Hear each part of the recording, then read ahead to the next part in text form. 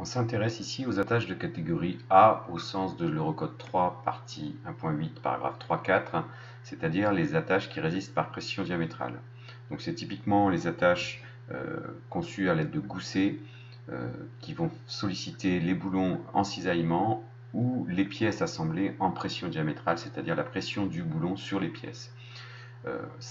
Cette sollicitation peut être en simple cisaillement ou en double cisaillement, comme ici dans le cas d'une double cornière ou de ce type d'assemblage de diagonale. Donc l'Eurocode définit deux critères à vérifier, qu'on nomme aussi une mode de ruine. Le premier, c'est la résistance au cisaillement du boulon, qui va être FVED plus petit ou égal que FVRD. Donc on retrouve la même logique de vérification que pour les pièces, c'est-à-dire que l'effet doit être plus petit qu'une résistance. Cette résistance fait bien entendu intervenir le matériau du boulon et son diamètre. On doit également vérifier la résistance à la pression diamétrale du boulon sur la pièce, FVED plus petit ou égal que FBRD. Cette résistance va être fonction des pas et pinces dans le sens longitudinal et transversal, mais également de la nature de l'acier de la pièce, de son épaisseur, ainsi que du diamètre du boulon. A noter qu'il ne faut pas confondre la résistance en section nette des barres qui appartient à la vérification des barres en traction avec la pression diamétrale qui nous intéresse ici.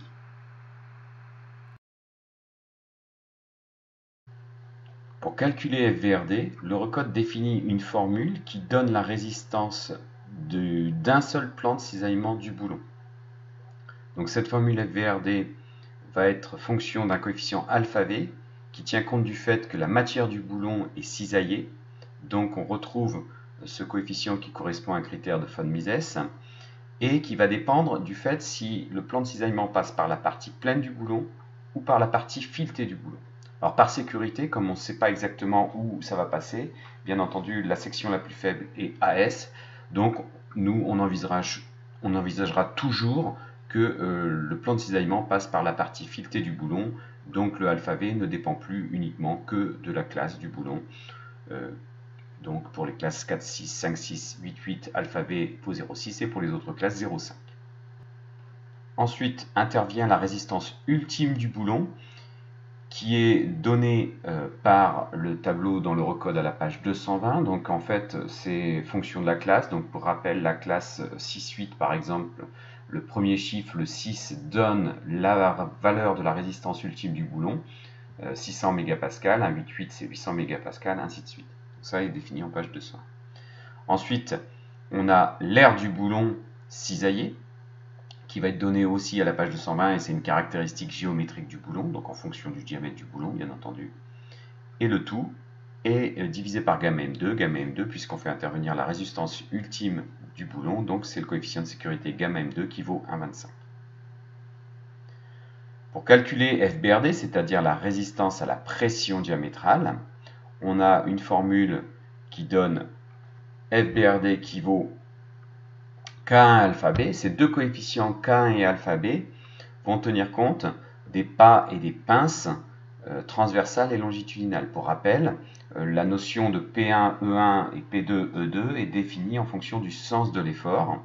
Donc tout ce qui est parallèle à l'effort est indicé 1, E étant la pince, P le pas, et tout ce qui est indicé 2 est perpendiculaire à l'effort. Ensuite, on a FU. Donc là, il faut bien noter qu'on calcule la résistance de la pièce. Donc c'est plus FUB qui intervient, mais FU, c'est bien la résistance ultime de la pièce. Donc si on a un acier S235, c'est 360, ainsi de suite. Vient ensuite le diamètre du boulon et l'épaisseur de la pièce. Et à nouveau, gamma M2, puisqu'on utilise FU. Maintenant, on va s'intéresser à la manière de déterminer l'effort FVED, c'est-à-dire celui qui sollicite soit un plan de cisaillement de boulon, soit la pression diamétrale de la pièce. Donc, dans ce cours, on va se limiter au cas où l'effort passe par le centre de gravité, c'est-à-dire que la ligne support de l'effort passe par le centre de gravité des boulons. On ne traitera pas le cas des boulons excentrés, c'est-à-dire lorsque cette ligne ne passe pas par le centre de gravité des boulons. Donc, lorsque l'on doit calculer par exemple que le cisaillement du boulon doit être plus petit que sa résistance, si je prends l'exemple d'un deux plats assemblés par 4 boulons de cette manière-là et que les plats se retrouvent en traction, eh bien Chaque boulon est cisaillé par un plan de cisaillement. On a 4 boulons dans notre assemblage, donc l'effort qui sollicite un boulon, c'est-à-dire FVED, va être l'effort normal global sollicitant la tâche divisé par 4. Si je me retrouve avec un assemblage en chape, je vais avoir toujours ma pièce qui est sollicitée à NED. J'ai 2 plans de cisaillement par boulon. J'ai 4 boulons au global, donc chaque plan de cisaillement FVED est sollicité par NED divisé par 2 fois 4. Concernant la pression diamétrale, on va s'intéresser à ce qui se passe sur une pièce ou l'autre. Donc, je reprends mon exemple avec un cisaillement simple. Là, dans ce cas-là, qu'est-ce qui se passe? Il va falloir que je m'intéresse à ce qui se passe sur la pièce 1 ou sur la pièce 2, puisque c'est de la pression diamétrale, c'est plus sur les boulons que ça se passe que sur les pièces. Et donc, par exemple, sur la pièce 1, je vais avoir 4 points de contact entre le boulon et la pièce. Donc, ça veut dire que l'effort FVED qui sollicite chaque boulon, au droit de chaque boulon, est NED sur 4. Et c'est le même principe pour la pièce numéro 2. Donc, je vais avoir également NED sur 4. Si je reprends l'exemple de l'assemblage en chape, et bien là, la particularité, c'est que sur la pièce rose est sollicitée à NED, mais les pièces bleues, elles, vont être sollicitées à NED sur 2, puisque l'effort NED va se diviser de façon logique, de manière égale entre les deux pièces. Donc si je m'intéresse aux pièces 1 ou 2, pour la pièce 1, ce coup-ci, on va avoir toujours 4 points de contact, puisqu'on a 4 boulons, mais on va avoir un effort qui sollicite la pièce 1 de NED sur 2 divisé par ces 4 points de contact. En fait, on a NED sur 8.